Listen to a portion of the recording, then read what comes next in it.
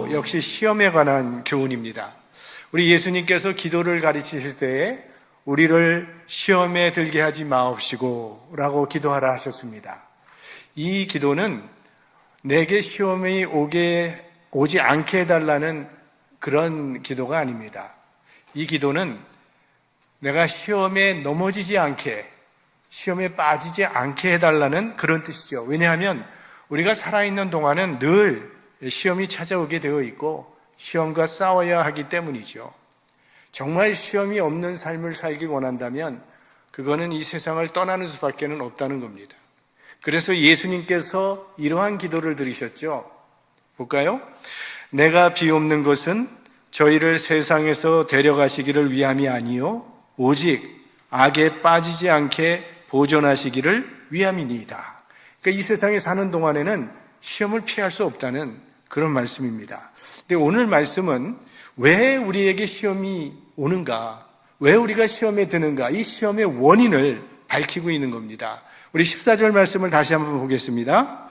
오직 각 사람이 시험을 받는 것은 자기 욕심에 끌려 미혹됨이니, 그러니까 시험의 근본 원인은 나 자신에게 있다고 지금 야고보서 사도는 이야기하고 있습니다. 여기 보면 욕심에 끌려라고 하는 단어가 나오는데 이거는 낚시꾼이 고기를 잡기 위해서 미끼를 낚시 바늘에 끼워서 던져서 고기가 걸리면 아주 재빨리 그 고기를 끌어올리는 그 모습을 말하는 겁니다. 그러니까 욕심이라고 하는 그 미끼가 우리를 낚아챌 기회를 노리고 있다는 이런 말씀이죠. 일반적으로 이제 시험이 오는 여러 가지 길목이 있습니다. 하나는 세상이 부패해서 시험이 올 수 있습니다. 제가 알고 있는 한 장로님이, 그분은 미국에 좀 일찍 오셔서 1.5세세요. 근데 이제 미국에 와서 그 세탁소를 했습니다. 근데 아주 비즈니스가 잘 돼서 건물도 사고 기반을 잡으셨어요. 근데 세탁소를 오래 하다 보니까 좀 다른 걸 하고 싶은 거예요.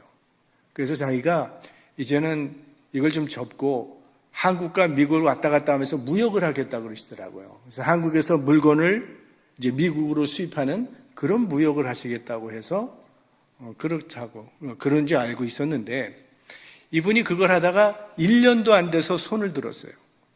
왜 그런가 하면 분명히 계약이 다 이루어졌어요. 거래가 이루어졌어요. 성사가 됐어요. 계약서에 사인만 하면 되는데 이상하게 사인을 안 하더라는 거예요. 근데 나중에 알고 보니까 누가 가르쳐줘서 알게 된 거죠. 언더 더 테이블로 뭘 줘야 되는 거예요. 그걸 주지 않는 한 사인이 안 나오는 거예요. 그러니까 그게 1.5세로서 그런 일을 안 해봤으니까 손 들 수밖에 없었던 거예요. 사회의 구조학 이런 것 때문에 시험이 우리에게 옵니다. 그런가 하면 환경이 나빠서 시험이 오는 경우도 있죠. 너무나 유명한 맹자의 어머니의 이야기가 있지 않습니까?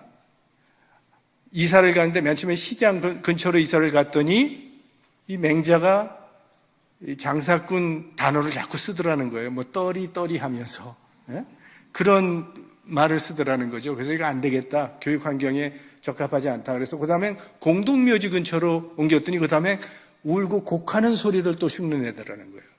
여기도 아니다.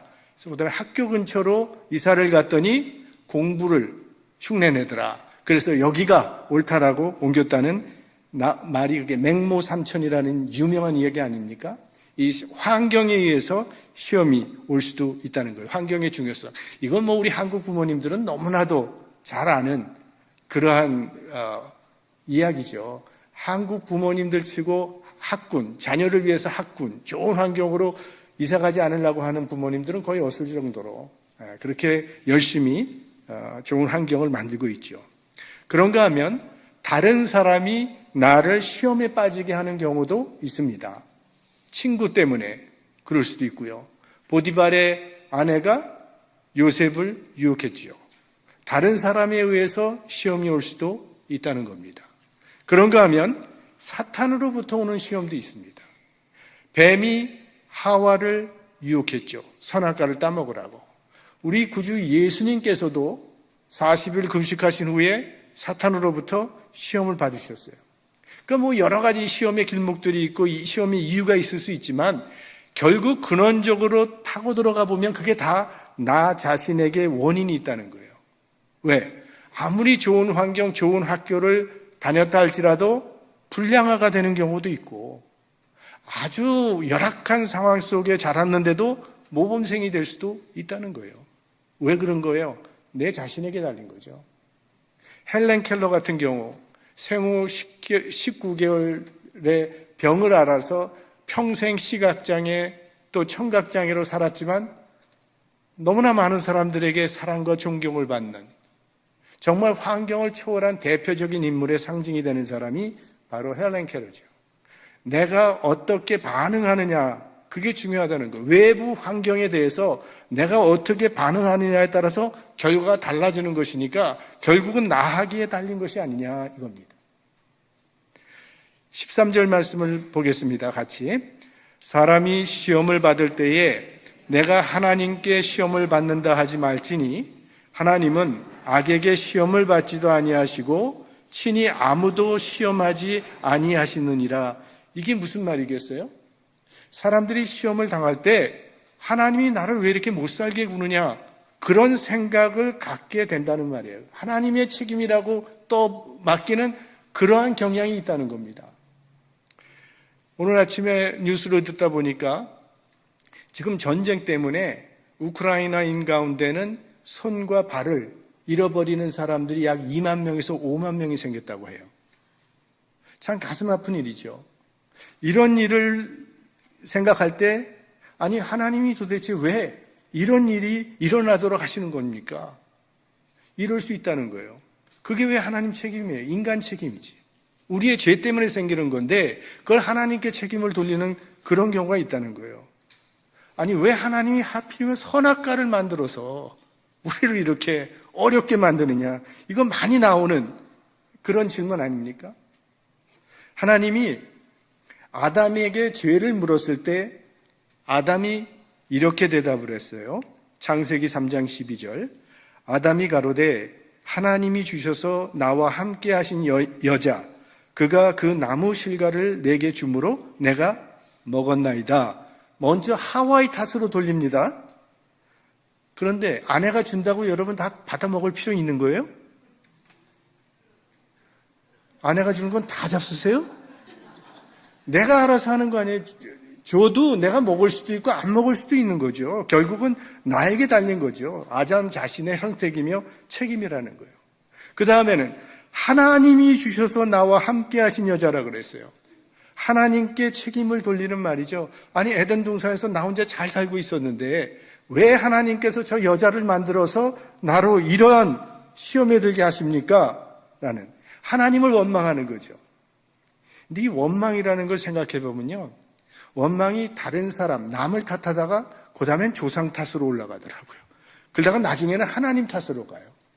이게 인간입니다. 그래서 오늘 본문은 아주 분명하게 못을 박는 거예요. 하나님은 시험을 받는 분도 아니시고 누군가를 죄와 사망에 이르도록 시험하시는 분도 아니라고 그렇게 단언하고 있는 거예요. 자, 우리가 야고보서 처음 시작할 때 시험의 문제가 나왔을 때 그때 드렸던 말씀을 다시 한번 되새겨 보겠는데요. 여기 나오는 시험이라고 하는 단어, 영어로는 이제 테스트라고 되어 있는데 이 테스트에는 두 가지 종류가 있다고 그랬습니다. 하나는 트라이얼의 테스트, 그러니까 시련으로서의 테스트가 있다고 그랬어요. 그건 야고보서 1장 2절에서 4절까지 나오는 그 부분입니다. 이런 시련은 하나님이 주시기도 한다 그랬어요. 그리고 이런 시련의 목적은 신앙의 성장에 있다라고 말씀을 드렸습니다. 아브라함에게 하나님께서 시험하셨다고 창세기에 보면 분명히 나와요. 그 시험은 이삭을 바치라는 거죠. 그건 아브라함을 사망으로 이르게 하기 위한 시험이 아니라 그의 신앙을 믿음의 조상이 될 수 있도록 단련하게 연단하시기 위해서 주시는 그런 시험이었다는 거죠. 자, 그런가 하면 또 한 가지의 시험이 있다고 그랬죠. temptation, 유혹으로서의 시험. 이게 오늘 본문에 나오는 그 말씀입니다. 이건 자신의 욕심으로 인해서 혹은 사탄이 우리를 쓰러뜨리기 위한 목적으로 사용하는 것이 이러한 템테이션이라고 하는 시험인데요. 아담과 하와에게 왔던 유혹이죠. 이건 이제 템테이션인데요. 그러므로 시험은 나 자신으로부터 시작되는 것이고 특별히 내 마음으로부터 비롯된다는 것을 오늘 야고보 사도가 강조하고 있는 거예요. 그러니까 우리 마음 속에는요, 지금도 아마 큰 전쟁이 일어나고 있다는 거예요. 그래서 인간은 신과 악마의 전쟁터라는 그런 이야기를 하지 않습니까? 사도 바울의 고백을 보십시오. 로마서 7장 19절 말씀. 내가 원하는 바 선은 하지 아니하고 도리어 원치 아니하는 바 악은 행하는도다. 이게 바울의 고백이에요. 사도 바울이 이런 고백을 했다면요, 우리야 말할 것도 없는 사람들이죠. 그러니까 신앙생활은 결국은 자신과의 싸움입니다. 그리고 이 세상에서 가장 싸우기 힘든 적은 바로 나 자신이라는 거예요.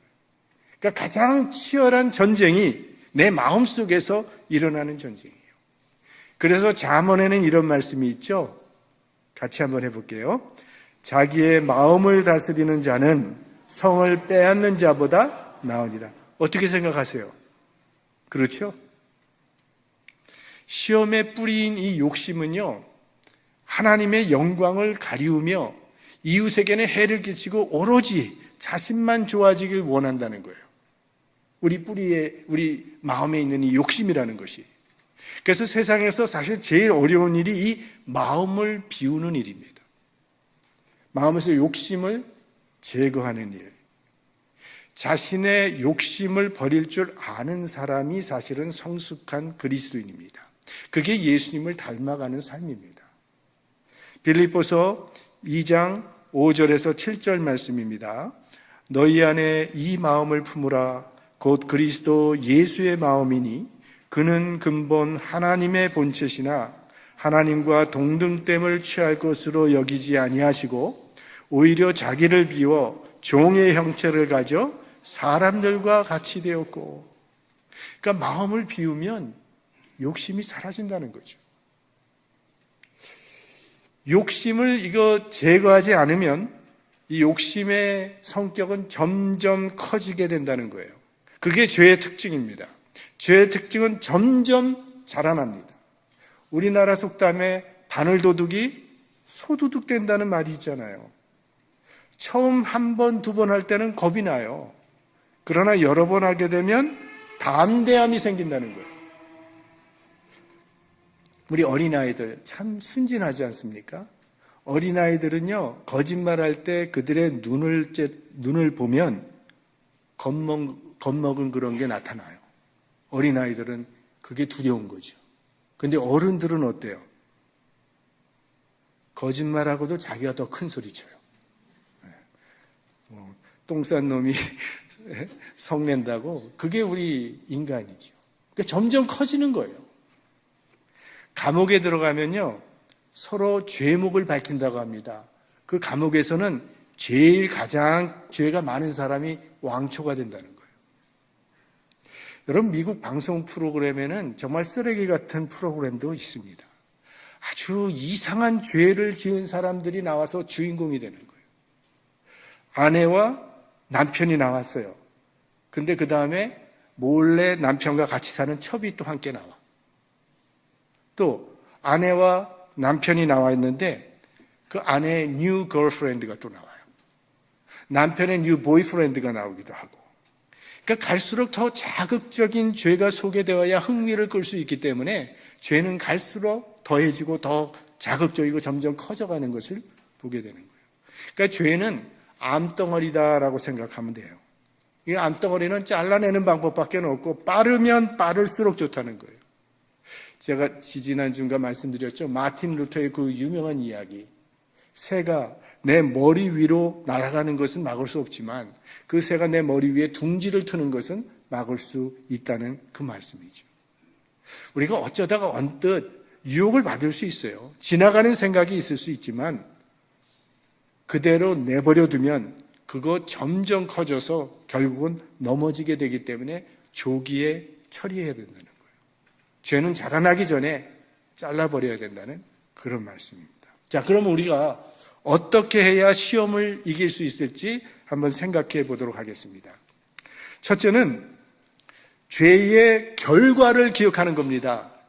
죄가 결국 무엇을 우리에게 가져다 주는지를 기억하는 거예요. 같이 읽어보겠습니다. 15절 말씀. 욕심이 잉태한 즉 죄를 낳고 죄가 장성한 즉 사망을 낳느니라. 죄의 결과는 사망입니다. 만약 우리가 이것을 기억한다면 어떤 시험에 들을 때 그리고 어떤 죄를 짓기 전에 분명히 우리의 태도와 자세는 달라질 겁니다.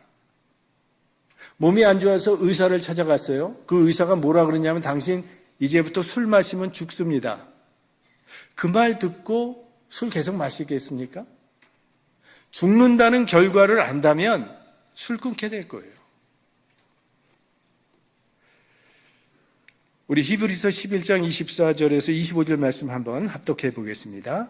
믿음으로 모세는 장성하여 바로의 공주의 아들이라 칭함을 거절하고 도리어 하나님의 백성과 함께 고난받기를 잠시 죄악의 낙을 누리는 것보다 더 좋아하고.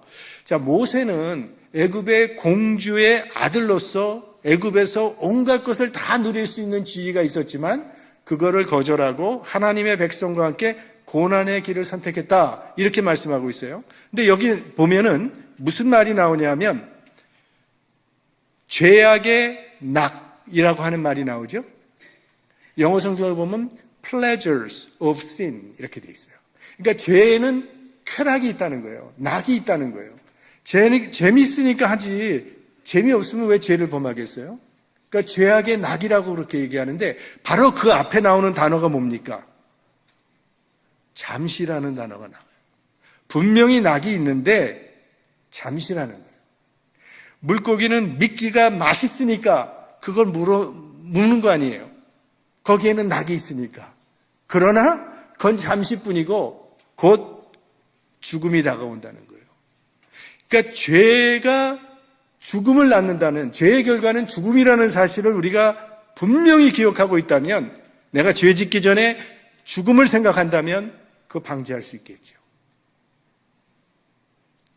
또 한 가지,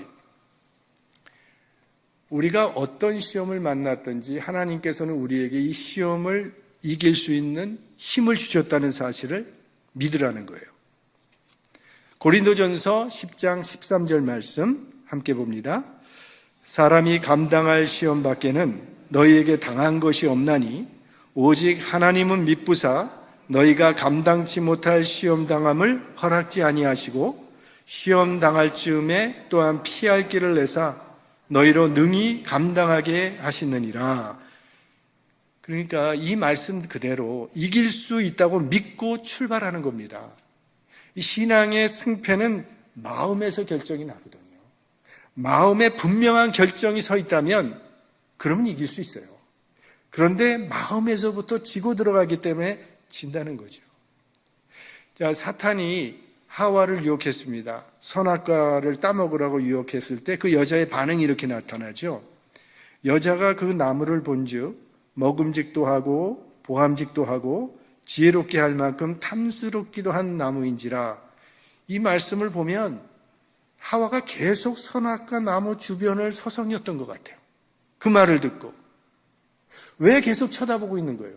왜 그 자리를 떠나지 않고 서성이면서 주변을 계속 왔다 갔다 하는 걸까요? 마음이 동요되었으니까. 그 말을 듣는 순간 마음이 동요됐고 마음이 무너지면 시험에 지게 되는 거죠.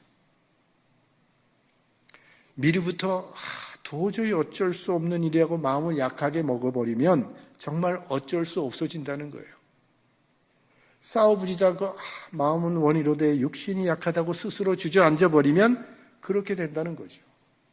다른 사람도 다 넘어졌는데 나라고 별 수 있을까 하면서 핑계부터 찾으면 이미 진다는 거예요.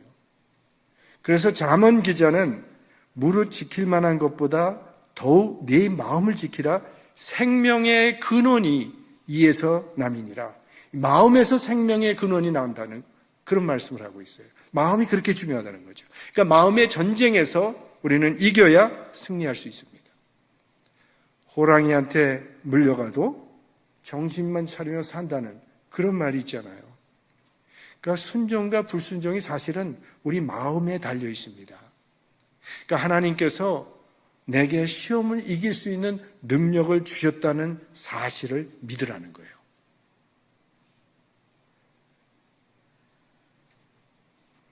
하나님은 우리가 감당할 수 있는 시험만 주십니다. 하나님이 우리 수준을 아시잖아요. 그래서 우리 수준에 딱 맞는 시험을 주신다는 거예요. 어려움을 당하면 도저히 감당할 수 없다고 우리가 생각한 적도 있지만, 그러나 결국은 다 감당할 수 있도록 하나님께서 길을 열어주십니다. 그러니까 오늘 우리가 여기까지 온 거 아닙니까? 그리고 감당치 못할 시험은 피할 길을 주신다 그러잖아요. 감당할 수 있기 때문에 주셨는데 보니까 감당을 못해. 그러면 피할 길을 주신다. 하나님이 사랑이시기 때문에. 우리 어릴 때 자전거를 배울 때 아버지가 뒤에서 따라다니지 않습니까? 그러다가 애가 넘어지려고 그러면 아버지가 딱 자전거를 잡아주잖아요. 피할 길을 주신다는 거죠. 그런데 이거는 어디까지나 비상조치지, 시험이 올 때마다 피할 길을 주셔야만 안 된다는 거죠. 아버지가 계속 잡고 있을 수는 없잖아요. 혼자 갈 수 있도록 놔주고 힘들 때 붙잡아 주는 거죠. 내가 믿음으로 감당하고자 하나 힘이 붙일 때는 하나님께서 피할 길을 주신다는 거예요. 어떤 시험이든지 감당할 수 있기 때문에 주신 것이라고 믿으시기 바랍니다. 그런 마음으로 시작을 해야 돼요. 그 다음에 세 번째로, 하나님의 말씀에 순종해야 합니다. 내가요, 주님의 말씀에 온전히 순종하지 않고 있다라고 하는 이 영적인 결함이 나를 시험으로 몰고 가는 겁니다. 사탄은요, 내게 약점이 하나 보이면 그거 계속 파고 들어와요. 내가 순종하기 힘들어하는 영역을 귀신같이 알고 그 부분을 건드리고 나를 넘어뜨립니다. 그게 사울 왕이거든요. 사울이 풍채도 좋고 전쟁도 잘하고 또 처음엔 굉장히 겸손한 왕이었습니다. 그런데 사울에게 약점이 하나 있는데 그게 뭔가 하면 시기심이에요. 질투심. 자기보다 더 나은 사람 못 봐주는 거예요. 이 문제를 해결하지 못하니까 결국 마귀는 그 약점 하나를 붙잡고 그의 일생을 괴롭히면서 결국은 비참한 말로로 그를 끌고 간 거죠. 발람이라고 하는 사람은 이 물질 문제에 약한 사람이에요. 그게 그의 약점이었습니다. 꿈에서 막아도 안 되고 나귀를 통해서 막아도 안 되니까 하나님의 사자가 나타나서 가는 길을 칼로 막았어요. 그런데도 혹시 무슨 방법이 없을까 궁리를 하면서 이리저리 다니면서 이스라엘을 저주할 기회를 찾다가 결국은 하나님의 심판을 받아서 죽게 된 거죠. 내게 하나님의 말씀에 대한 신뢰, 그리고 하나님의 말씀에 대한 순종이 부족한 부분이 보이면 사탄은 그 틈새를 놓치지 않고 파고듭니다. 그러므로 어느 시점에 가서는요, 말씀 앞에서 결단해야 해요. 그러지 못하면 결국 그 문제 때문에 우리의 신앙은 무기력해지고 성장이 없는 그런 신앙인으로 전락되고 마는 겁니다. 네 번째로, 기도해야 합니다. 왜 예수님께서 우리를 시험에 들게 하지 마옵시고라고 기도하라고 했겠어요? 이 시험의 문제는 나 혼자 힘으로는 이길 수가 없기 때문에 기도의 능력을 입으라는 그런 말씀이잖아요. 그러니까 우리 삶 가운데 시험이 올 때는요, 이거는 하나님이 나한테 기도하라고 하는 하나님의 음성으로 해석하면 되는 거예요. 인간은 비탈 위에 놓여있는 존재라는 그런 말이 있습니다. 비탈에 놓여있는 존재. 그래서 항상 위에서 끌어주지 아니하면 추락할 수밖에 없는, 떨어질 수밖에 없는 존재가 인간이라는 거예요. 이 종이 한 장은 무지 약하죠. 마음대로 찢을 수도 있고 내가 구길 수도 있고 다 할 수 있는 게 종이 한 장 그 연약한 종이지만 이 종이가 시멘트 벽에 붙어 있으면 그건 내가 찢으려고 해도 찢어지지 않고 구길 수도 없고 주먹으로 쳐도 꿈쩍하지 않는 거예요.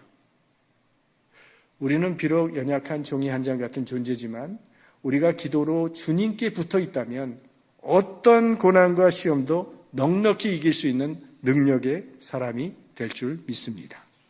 그게 기도예요. 그리고 마지막으로 참아야 합니다.